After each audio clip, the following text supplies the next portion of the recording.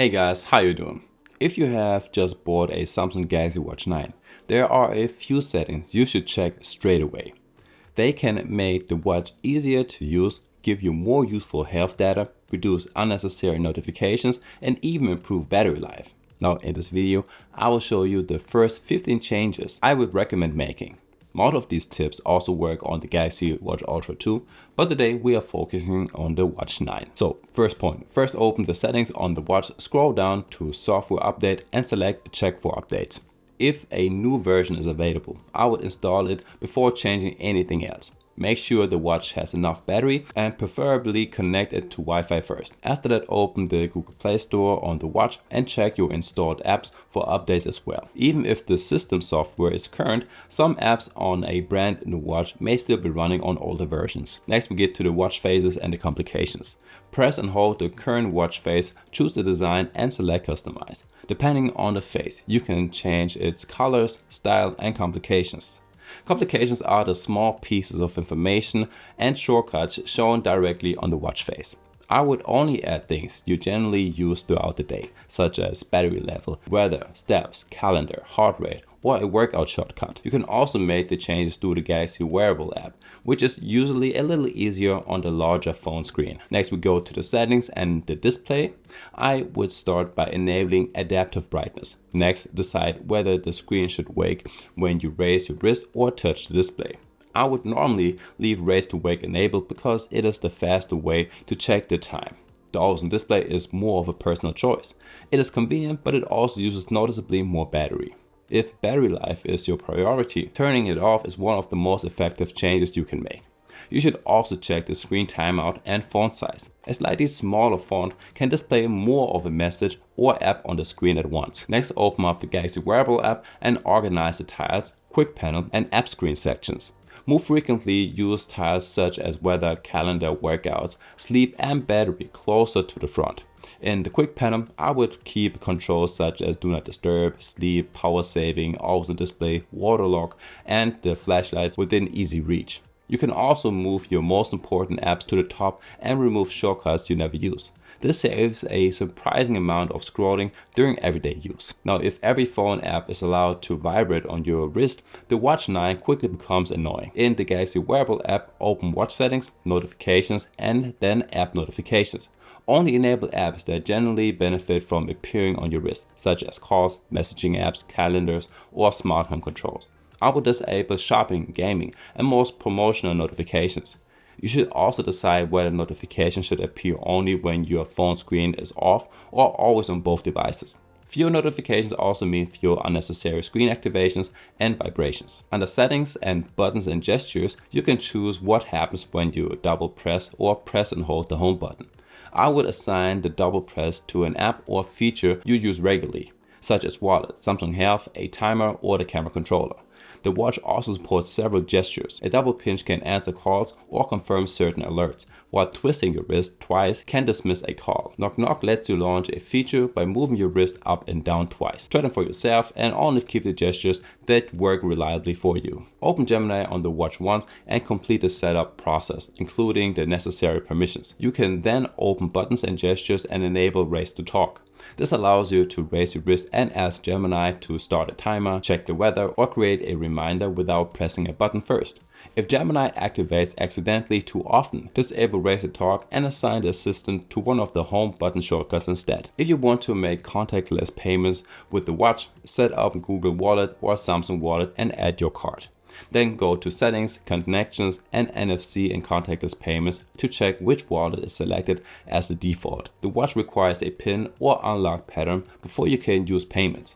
In normal use, you can usually only have to enter it again after removing the watch from your wrist. Even so, I would test everything at home before relying on it in a store for the first time. Open Samsung Health, select heart rate, and enter its settings. You can choose between continuous measurements every 10 minutes while still or manually measurement only. Continuous tracking provides the most complete data, while checking every 10 minutes uses slightly less battery. You can also enable alerts for unusual high or low resting heart rate. In the stress section, you can choose between continuous and manual measurements as well.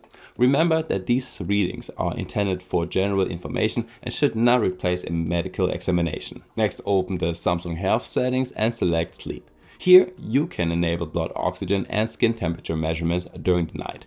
You can also activate snore detection on the connected phone.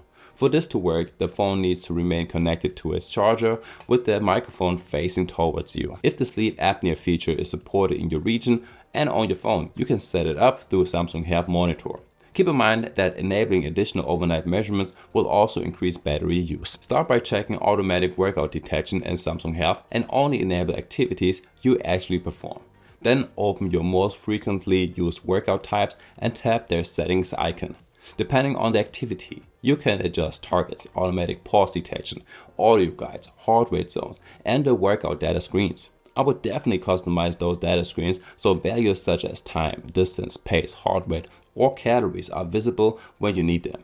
If you train outdoors, also make sure Samsung Health has permission to access your location and GPS. Under settings and modes and routines, you can synchronize the watch modes with your phone. Sleep mode silences notifications and prevents the display from constantly waking during the night while still allowing alarms to work. Theater mode temporarily stops distracting sounds and screen activations. I would also place Do Not Disturb in the quick panel. Once synchronization is enabled, you no longer need to activate these modes separately on both devices. Open the Galaxy Wearable app, go to Watch Settings and select Safety and Emergency. Add your medical information and at least one emergency contact. You can then configure emergency SOS. On the Watch 9, it can be triggered by pressing the home button 5 times. You can also enable heart fault detection. The watch can then prepare an emergency call and share your location with selected contacts. Check when fault detection should be active, but obviously do not place a re-emergency call just to test it. Set up the findings feature before you actually lose the watch. Open the Galaxy Wearable app, select Find My Watch, and check whether your Watch 9 appears in Samsung Find or SmartThings Find. Alternatively, open SmartThings, select Live, choose Find, and then select your Galaxy Watch 9. Make the watch ring once and check whether its location appears correctly. If it's ever lost, you can also use these services to lock it remotely. A remote reset should only be your final option because it deletes all data stored on the watch. Finally, decide which features are worth the additional battery use to you. The biggest power consumers are normally the always-on display, high brightness, frequent screen activations, continuous health measurements, a large number of notifications, and the mobile connection on the LTE models. Under settings and battery, you can check which apps have used the most power. You will also find power saving, sleeping apps, watch only, and battery protection. I would not simply disable everything because that removes much of what makes the watch useful. Start with the features you generally want. Monitor your battery life for a few days and then switch off only the unnecessary ones. In my demanding battery test with the always-on display enabled, maximum brightness, and extensive health tracking, the 44mm Watch 9 still had 37% remaining after 24 hours.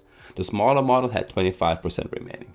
Your results may be better or worse depending on the settings and features you use. Now, those were my first 15 things I would recommend checking on a new Galaxy Watch 9. You obviously do not have to copy every setting exactly.